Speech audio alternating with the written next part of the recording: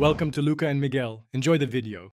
You begin by confirming connector rating and matching conductor gauge. This ensures longevity and safety. Once confirmed, strip about 6 to 8 mm of insulation. Make precise cuts so you don't nick the copper, because damaged strands reduce strength and conductivity.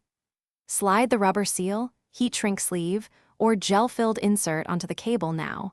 Otherwise, you'll be blocked when the crimp is made. Make sure crimps or solder joints are solid and correctly oriented before moving to sealing.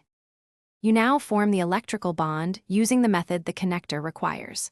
Crimp with a calibrated tool to the specified die, or solder using controlled heat and flux so you avoid cold joints. This guarantees low resistance and mechanical integrity. Once done, inspect the crimp or solder fillet visually and perform a gentle pull test of 1 to 2 kilograms. This validates the mechanical hold. Also make sure seals and O-rings are correctly seated and oriented. Because proper placement, you finish by sealing the assembly and verifying its integrity. Close the housing evenly, torque screws to the specified value, or fully engage the latch so you avoid cross-threading that compromises the seal. Apply heat shrink or pour/activate the potting compound and allow the full cure time as recommended. Rushing this step defeats waterproofing. Once cured, perform continuity checks and a pressure or short immersion test.